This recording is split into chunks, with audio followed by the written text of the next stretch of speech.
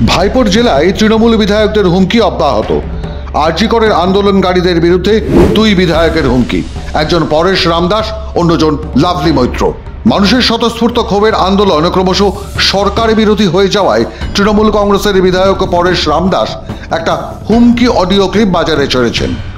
সবাই সবার অঞ্চল অনুযায়ী প্রত্যেকটা বুথে ইনস্ট্রাকশন দিন যে কোনোভাবে কোনো মেয়ে বা ছেলে ওই রাত দখলের এই মিথ্যা চক্রান্তে না বেরোয়।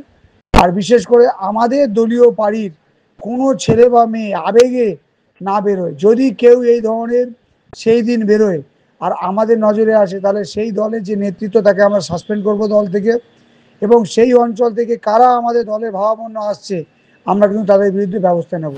এই হুমকি অডিও ক্লিপ ঘুরে বেড়াচ্ছে দক্ষিণ 24 পরগনার ব্লকে ব্লকে, যেখানে তিনি রীতিমতো হুমকি দিয়ে বলেছেন যাতে কোনোভাবেই 4 সেপ্টেম্বরের রাত দখলের কর্মসূচি তার এলাকায় পালন করা না হয়। এই চক্রান্তকে পুরো ফানুসকে আমরা আউট করতে হবে।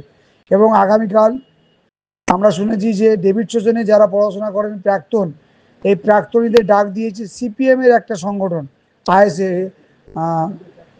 এসএফআই যারা করতো, ডিওয়াইফআই যারা করতো, যে কাল সকালবেলায় বিকাল 4টে থেকে ডেভিড সোজনে যারা প্রাক্তন ছাত্রছাত্রী বেরোবে, এটাও একটা সিপিএম এর একটা অংশ। এখানে যেন কেউ না বেরোয়, কোনো ছেলে মেয়ে কোনোভাবে এই চক্রান্তে পা দেবেন না। স্ট্রংলিভাবে এই জিনিসগুলোকে আমাকে ওভারপ্ল্যান করতে হবে। ইমিডিয়েট আপনারা আগামীকাল থেকে নেমে পড়ুন। এমনকি তার দাবি বিরোধীদের আটকানোর পাশাপাশি আটকাতে হবে দলীয় কর্মীদেরও। এমনকি তৃণমূল বিধায়ক পরেশ রামদাস স্বীকারও করেছেন এটা তারই কণ্ঠস্বর, তারই হুমকি। দ্বিতীয় আরও একটি হুমকি ঘুরে বেড়াচ্ছে, সেটা হলো সোনারপুরের বিধায়ক লাভলি মৈত্রের, যেখানে রীতিমতো নাম করে হুমকি দিচ্ছেন লাভলি মৈত্র। কি বলছেন তিনি? সিপিআইএম সায়ন সুজন না ঘুরে বেড়ায়, তার একটাই কারণ, বদল হয়েছিল, বদলা হয়নি। আজকে 2024-এ দাঁড়িয়ে আমরা এখান থেকে বলছি বদল তো 2011-তে হয়েছিল, 2024-এ বদলাও হবে। হবে তো?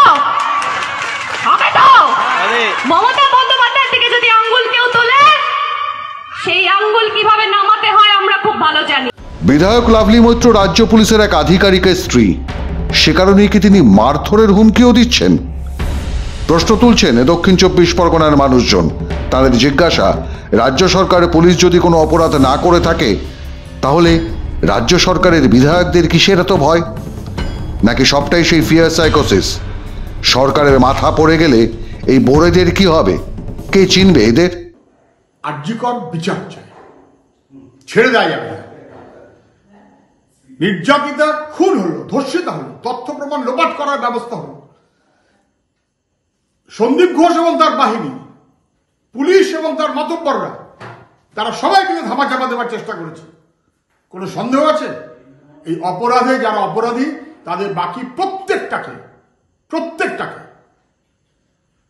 যতক্ষণ না পর্যন্ত গ্রেপ্তার করা হচ্ছে ওপর নিচ মাথা পর্যন্ত, ততক্ষণ পর্যন্ত নির্যাতিতা শান্তি পেতে পারে না। আপাতত বাকিদের গ্রেপ্তার কবে হবে তার অপেক্ষা। তবে তৃণমূল বিধায়কের থ্রেট কালচারের বিরুদ্ধেও পাল্টা জবাব দিয়েছে ক্যানিং। আরজি করের ধর্ষণ ও খুনের বিচার ও দোষীদের শাস্তির দাবিতে মিছিলে স্লোগানে হইচই ফেলে দেয় ক্যানিংয়ের বিভিন্ন স্কুল কলেজের প্রাক্তনী এবং বর্তমান ছাত্রছাত্রীরা।